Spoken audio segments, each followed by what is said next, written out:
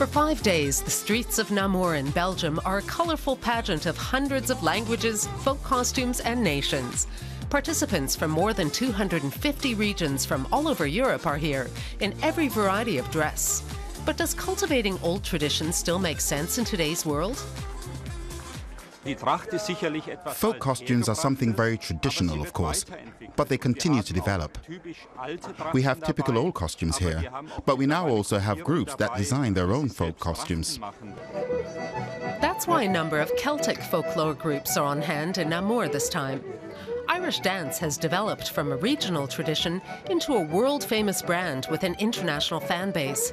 Folk customs unite people across regional boundaries, and folk costumes help people feel at home in a Europe that's increasingly globalized. The people in these costumes come from Greenland. Their traditional costumes offer a sense of identity and are passed on from one generation to the next. My mom and my aunt make it to my confirmation. Now I was 13 years and I say yes to God in church. Many of the costumes are works of art in their own right. The diversity of German folk costumes has been documented in a book by Gregor Hohenberg of Berlin. He traveled around the country for 5 years meeting with folklore groups. Folk costumes contain hidden codes, a kind of non-verbal communication. The colors, the position of the scarf and the hat expresses whether you're of a marriageable age, what phase of mourning you're in, and whether you're still a child. A lot was communicated in this way.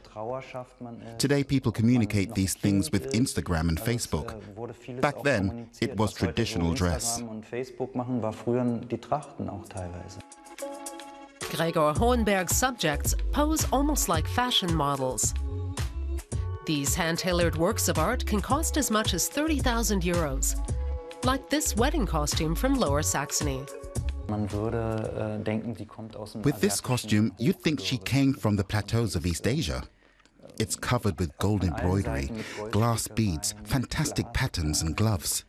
Perfect, like haute couture from Paris. Perfekt, also wie haute couture aus Paris sieht die aus.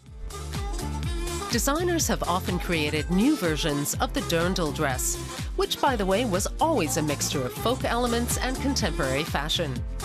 But there are no dirndls like this at the Europeade. I think that it's very important to preserve our culture. So if we don't do these things, we lost our culture someday. It's overwhelming. So many people in one place, all dancing their own dances with such beautiful folk costumes. It's wonderful. There's no language barrier to dance and music.